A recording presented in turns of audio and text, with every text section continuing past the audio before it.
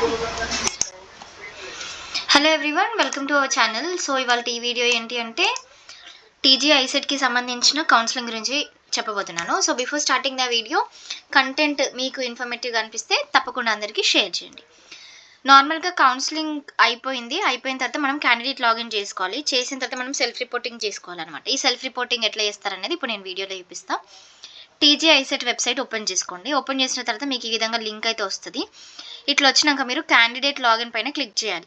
ఈ candidate login పైన click చేసిన తర్వాత మీకు ఇక్కడ కనిపిస్తుంది చూడండి, లాగిన్ ఐడి నెంబరు.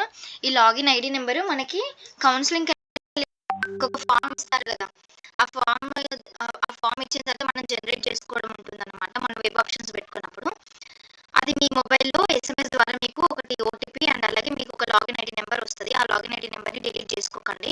మనం కాలేజ్లో జాయిన్ అయినంత వరకు ఆ నెంబర్ ఏదైతే ఉంటుందో ఆ నెంబర్ మనకి చాలా చాలా ఇంపార్టెంట్ అనమాట.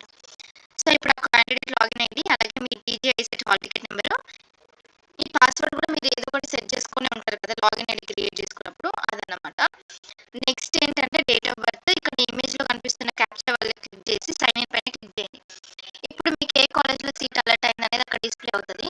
దానిపైన మీరు క్లిక్ చేసి ఆన్లైన్లో కొంత అమౌంట్ ఉంటుంది పే చేయాల్సింది. సో పే చేస్తే మీరు మీ సీట్ని కన్ఫర్మ్ చేసుకున్నట్టు అనమాట. ఇది ఆన్లైన్లోనే సెల్ఫ్ రిపోర్టింగ్.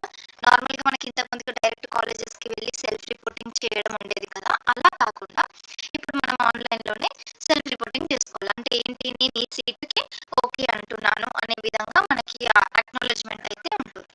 నెక్స్ట్ థింగ్ ఏంటంటే ఎంత ఫీజు పే చేయాలి ఈ ఆన్లైన్లో అనేది డిఫరెన్స్ ఫ్రమ్ యువర్ కేటగిరీ.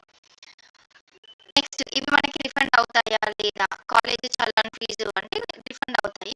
నేను ఇది పే చేసినా కూడా నేను మళ్ళీ సెకండ్ ఫేజ్కి వెళ్ళొద్దా అని కూడా డౌట్ పడతారు. సో నేను MCA స్టూడెంట్స్కి చెప్తున్నాను మెయిన్గా, మీకు ఒకవేళ ఇప్పుడు నిజంగా మంచి కాలేజ్ రాలేదు అనుకోండి, గో ఫర్ సెకండ్ ఫేజ్. కానీ సెకండ్ ఫేజ్లో కంపల్సరీగా వస్తుంది అనేది లేదు. అంటే మీరు ఎక్కువ వెబ్ ఆప్షన్స్ పెట్టండి, మోర్ దాన్ 50 అట్లా పెట్టండి, అప్పుడు స్కోప్ అయితే ఉంటుంది. బట్ ఒక 10 కాలేజ్లో పెట్టి నాకు వస్తుంది అంటే చెప్పలేము, రాకపోవచ్చు కూడా.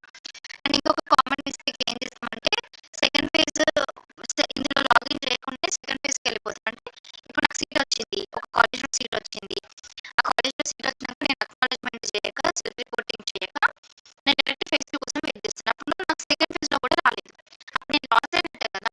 సో అందుకోసమని ఫస్ట్ ఫేజ్లో అందరూ సెల్ఫ్ రిపోర్టింగ్ చేయండి. చేసి మీకు నచ్చలేదంటే సెకండ్ ఫేజ్లో మళ్ళీ వెబ్ ఆప్షన్స్ పెట్టుకోండి. అది ఫైనల్ ఫేజ్ సెకండ్ ఫేజ్ ఇంకొకటే ఉంటుంది. సో అప్పుడు పెట్టుకుంటే మీకు ఒకవేళ ఫస్ట్ ఫేజ్లో మంచిగా అనిపిస్తే ఫస్ట్ ఫేజ్లోనే జాయిన్ అవ్వచ్చు. లేదు నాకు ఫస్ట్ ఫేజ్ కంటే సెకండ్ ఫేజ్లో ఎంత బెటర్ వచ్చింది ఫేజ్కి వెళ్ళిపోవచ్చు.